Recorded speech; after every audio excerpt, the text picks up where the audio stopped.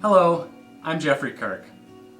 Today, we're going to take a quick look at split testing and a tool that can help. Do you know what split testing is? Sometimes it's called A/B testing. Basically, it's a statistical way of comparing two different versions of something to see which one performs better. When applied to your website, the goal of split testing is to identify changes that increase a desired outcome. What that means is that you can be looking at one of your web pages and you can ask yourself a question. I wonder if more people would call us if we moved the phone number to the upper right. Of course, you could ask the opinion of several customers, co-workers, family and friends if they would prefer to see the phone number in the upper right, or if it's better to just keep it in the nice spot next to the company president's photo. But all you really get in that case is opinions. Do you want to run your business based on opinions or on real data? It doesn't matter what your customers think they like. The issue is what drives people to take action. Which position results in more phone calls? Instead of just wondering, you can run a test to find out the answer. You test the hypothesis to see if there is a statistically significant change. Effectively, what you do is create an alternate version of your web page. You create a version that satisfies the question that you're asking. In this example, wondering about the phone number placement, you could create a page that has the phone number moved to the upper right. At the same time, you continue to keep your current page. Now you split test them. Each person who visits your website is given one of the two pages randomly. You don't know which one they're getting, and they don't know that they're involved in a test. Since this example is about phone calls from your website, the person answering your phone must complete the measurement. For example, he or she could say, "Hey, thanks for calling.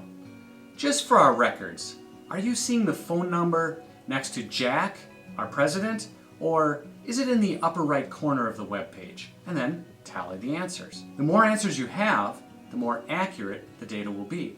So collect the data for at least a couple weeks, or if the phone's ringing off the hook, do it less time.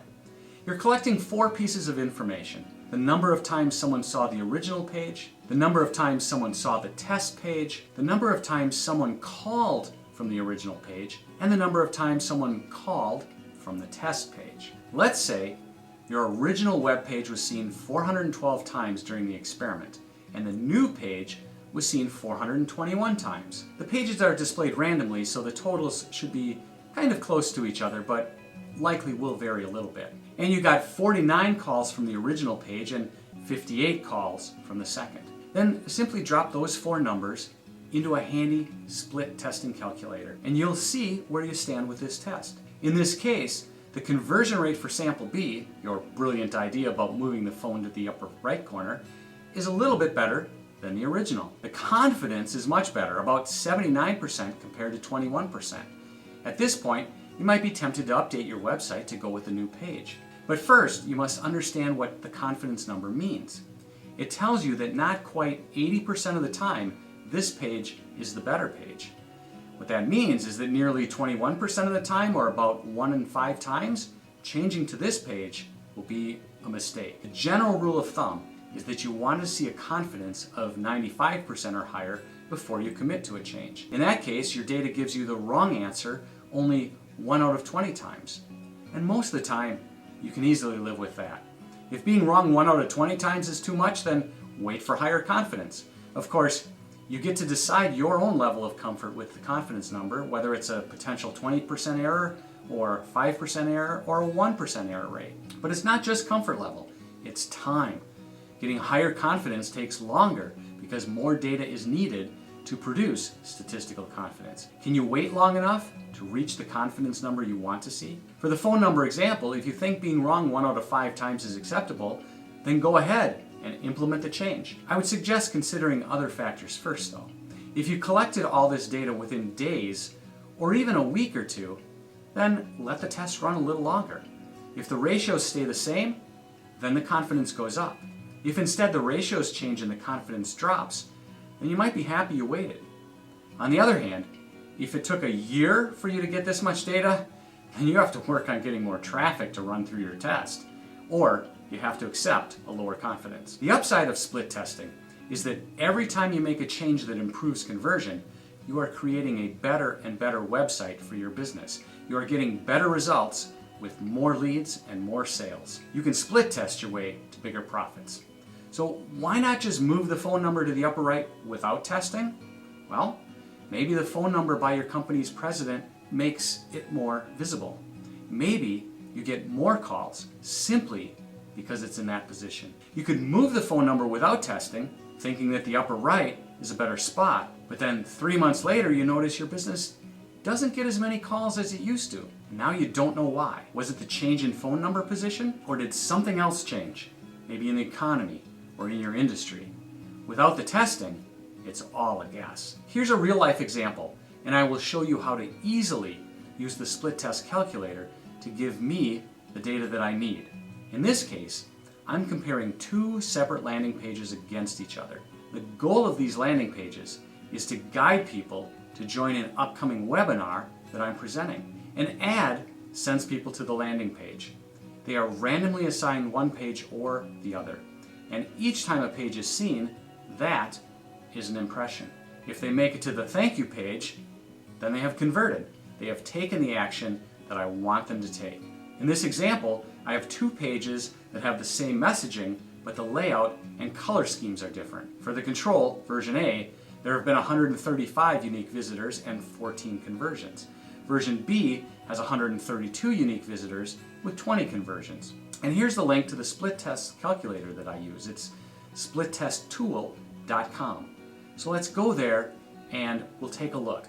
I will show you the results of this actual test so you can see how to use the tool and the type of results that I'm seeing. Okay, so here we are at splittesttool.com. As I had said, for sample A, for the control, there have been 135 impressions, so I'll just put that in here, and there have been 14 conversions.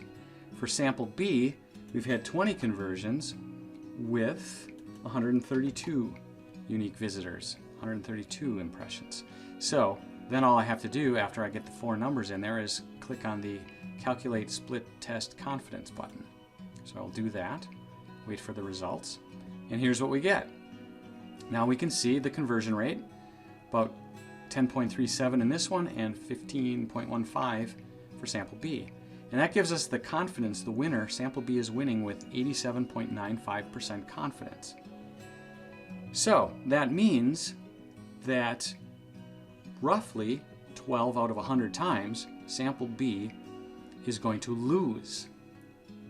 Is that acceptable or not? That really means about 1 in 8 times, sample B is not the true winner, and that if we collected more data, the results would be different. So the longer I wait, the more I'm going to get confidence. If these numbers are huge, let's just multiply them by 10 in every number. You'll see that the conversion rate stays the same, but the confidence changes greatly. So under this scenario, we've got 99.99% chance that sample B is the winner. But that's not where our data is today. Today, we've got much smaller numbers. So let's go back to the numbers that we had. So now I have a decision to make. I can either go with these results, knowing that 7 out of 8 times picking sample B is the correct one. If that's enough for me, then it's a good decision and I can move forward. But is it? Maybe I want 90%. Maybe I want 95%. In this case, I'd actually love to see 90%. But how long do I want to wait until I'm able to make a decision and choose the page? Because ultimately, what I want to do is get on to the next test. I always want to be continuously testing. So I'll make a decision and then find something else to test and make that a change so that I'm always trying to get better and better results. And what this tool does is it gives me the ability to ask questions so that I can make good decisions for my business. So your assignment at this point is to go to splittesttool.com and try some numbers. Even if you don't have any real data, go ahead and put some numbers in to see what happens. And since it's a free tool, please like or share that page. That's all for now. Have a great day.